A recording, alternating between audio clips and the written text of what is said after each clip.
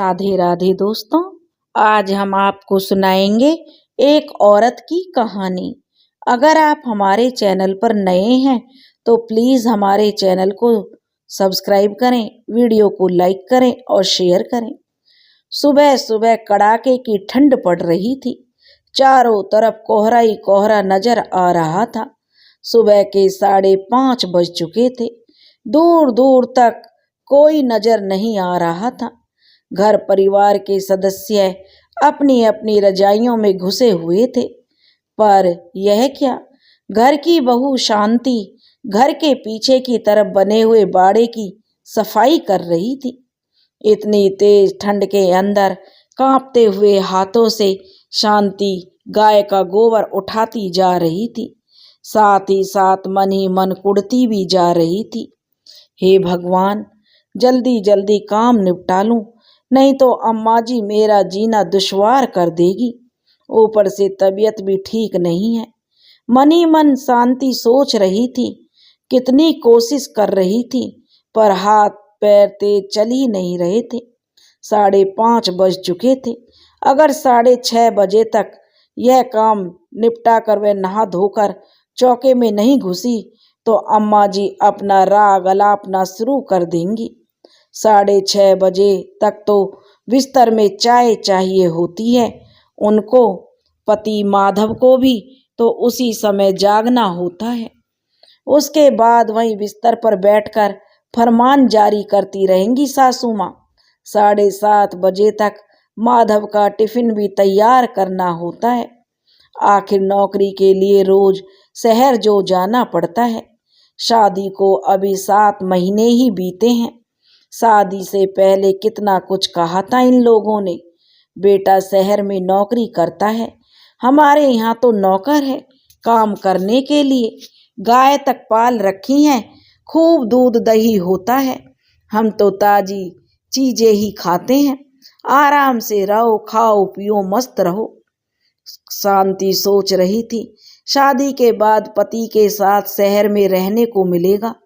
पर हाय रे किस्मत, कितनी कोशिश की थी कि कमरा लेकर वहीं शहर में रह लेते हैं, लेकिन अम्मा जी के आगे किसी की नहीं चली। कहीं बहू बेटा शहर के हो गए तो लौटकर नहीं आएंगे। आखिर बेटे को ही रोज आना जाना पड़ता है।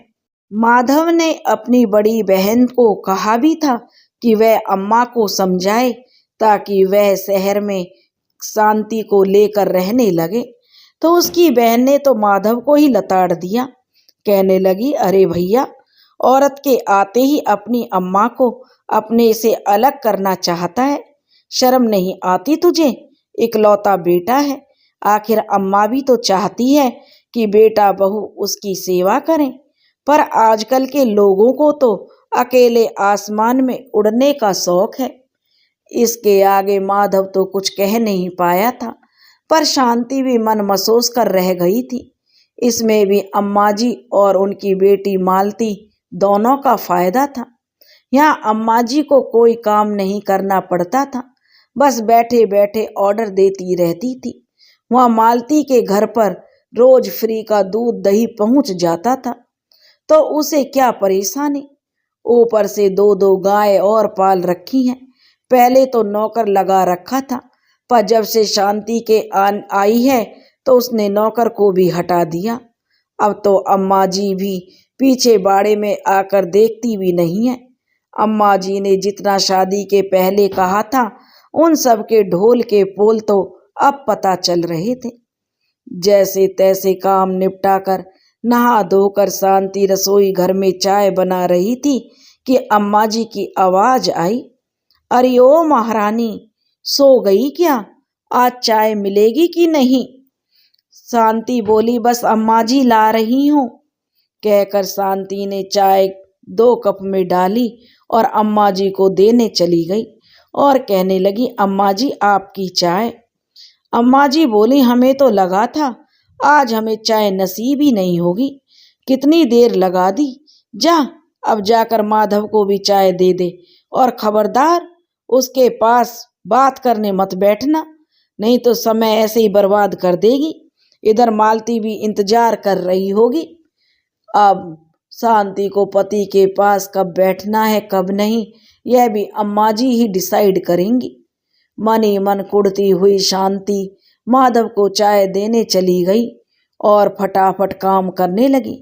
इतने में फिर से अम्मा जी की आवाज आई, बहू, अरे ओ बहू, बर्तन को धोकर ही उसमें दूध डालना। मालती ने कहा है कि उसकी सास आने वाली है, बर्तन बिल्कुल साफ सुथरे होने चाहिए। शांति बोली, हाँ, हम तो जैसे गंदगी में ही रहते हैं। मन ही मन बड़बड़ाती हुई शांति मन में बड़बड़ा रही थी। अम्मा जी, बर्तन तो रात में ही धो दिए, शांति ने जोर से कहा। तो रात में बर्तन धोकर रखी थी? तो अम्मा जी कहने लगी, तो क्या बर्तन फिर से धो ले? काम करते ही जोर पड़ता है तुझे। और सुन, सारा दूध डाल देना, और वो दही जमा रखा है ना, वो भी अलग केतली में डाल दे। दूसरी गाय बीमार होने के चक्कर में रोज एक ही गाय से दूध मिल रहा है। वहाँ शहर में तो कहाँ ताजी चीज खाने को मिलती होगी मेरी बिटिया को। यह सुनकर कांता के हाथ जहाँ काम कर रहे थे वहीं रुक गए। मन ही मन सोचने लगी, सारा दूध भेजने के लिए कह रही हैं, फिर तो घर में कुछ नहीं बचेगा। फिर मेरी तबीयत भी ठीक नहीं रहती, डॉक्टर तक ने मुझे दूध लेने को कहा है। इतना काम करने के बावजूद भी मुझे कुछ भी खाने पीने को नहीं मिलता है। माधव और अम्मा जी तो अभी नाश्ते के साथ एक एक गिलास दूध को गटक लेंगे, पर मेरा क्या? मुझे तो चाय भी नहीं पीने देती है। कहती है चाय पीकर रसोई में काम करेगी तो रसोई झूठी हो जाएगी। आखिर हिम्मत करके शांति अम्मा जी के पास गई तो देखा अम्मा जी मोबाइल पर बात कर रही थी। शांति को दरवाजे पर खड़ा देखकर अम्मा जी बोली, अरे तो अभी यहाँ तक यहीं खड़ी है, जल्दी से दूध केतली में डाल। वह मालती दूध का इंतजार कर रही है, देख उसका फोन भी आ गया। आखिर हिम्मत करके शांति बोली, माँ जी, सारा दूध भेज देंगे तो घर के लिए दूध नहीं बच पाएगा। तो अम्मा जी बोली, अब क्या करना है दूध का? नाश्ते में सब दूध ही ले लेंगे, और कोई मेहमान आए तो पड़ोस की दुकान से मोल ले आएंगे। तो शांति बोली, पर अम्मा जी, मुझे बहुत कमजोरी हो रही है, और आपको पता ही है डॉक्टर ने कहा था कि सुबह शाम एक एक गिलास दूध लिया करो। तो हो कुछ नहीं होता, जो सासू माँ बोली, शरीर को जैसा बनाओगे वैसा बन जाएगा बहू, इसलिए काम चोरी छोड़ करके जरा जल्दी जल्दी हाथ पैर चलाओ ताकि शरीर मजबूत बने। और वैसे भी मेरी बच्ची के दूध पर नजर मत मार, भला कभी सुना है बहुओं को भी दोनों टाइम दूध पीने को मिलता है।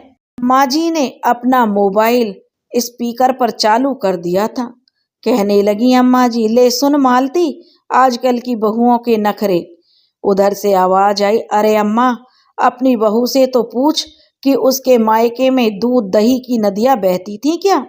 अरे ससुराल में ऐसो आराम मिल रहा है तो सिर पर चढ़कर नाच रही है। जरा संभाल के रखना महारानी को, ये महारानियों की जिंदगी जीने की आदत हो गई है इसे। कहकर मालती जोर जोर से हंसने लगी। शांति को अभी भी वहां खड़ा देखकर अम्मा जी बोली, अब भी कुछ सुनना है क्या बहू तुझे? जा जाकर अपना काम कर। उस समय तो शांति ने कुछ नहीं कहा, चुपचाप रसोई में जाकर दूध दही केतली में डालकर दे दिए। लेकिन दिमाग में उसके बहुत कुछ चल रहा था। पूरा दिन का काम यूं ही चलता रहा।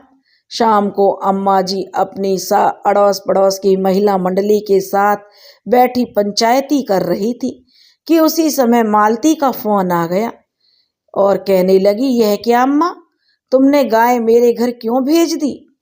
तो अम्मा जी बोली, कौन सी गाय? कैसी बात कर रही है बेटिया तू? तो जो मालती कहने लगी, अरे अम्मा जी, वही गाय जो रामदीन काका मेरे घर के सामने बांध कर चले गए हैं। अरे मैं तो घर पर भी नहीं थी, पीछे से मेरी सास मना करती रही, लेकिन रामदीन काका बोले, अब मैं गाय लेकर कहाँ जाऊंगा, मुझे तो आज शहर अपनी बिटिया के घर ही रुकना है, इसलिए वो मेरे घर के बाहर बांध कर चले गए। माधव को भेजकर अम्मा अभी के अभी गाय वापस लेकर जाओ यहाँ से। अड़ोस पड़ोस में अच्छा खासा तमाशा हो गया है मेरा, ऊपर से मेरे ससुराल वाले भी नाराज हैं। मालती ने बोलकर फोन बंद कर दिया। इधर अम्मा जी उठकर बाड़े की तरफ भागी। देखा तो गाय थी ही नहीं बाड़े में। शांति को आवाज देती हुई अम्मा जी घर में आई। अरे ओ बहू, बाड़े में से गाय कहाँ गई? तो बहू बोली, मालती जीजी के घर। सासू माँ बोली, तेरी हिम्मत कैसे हुई गाय को यहाँ से भेजने की? उधर मालती को कितनी बातें सुननी पड़ रही हैं, अंदाजा भी है तुझे इस बात का? शांति बोली, जितनी बातें आप दोनों मिलकर मुझे सुनाती हैं उससे तो कम ही सुननी पड़ रही होंगी। तो सासू माँ बोली, तेरी हिम्मत कैसे हुई गाय को शहर भेजने की? अभी तो मैं बैठी हूँ, तू कौन होती है फैसला लेने वाली?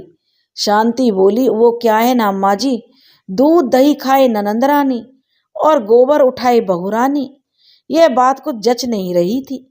इसलिए जब रामदीन काका आए और बोले, बिटिया शहर जा रहा हूँ टेम्पो लेकर, तो कोई सामान मालती के यहाँ भिजवाना है तो बता दे, तो मैंने सोचा गाय को ही वहाँ भेज देती हूँ, जिससे जीजी को इंतजार भी नहीं करना पड़ेगा और मुझे इतनी ठंड में गोबर भी नहीं उठाना पड़ेगा।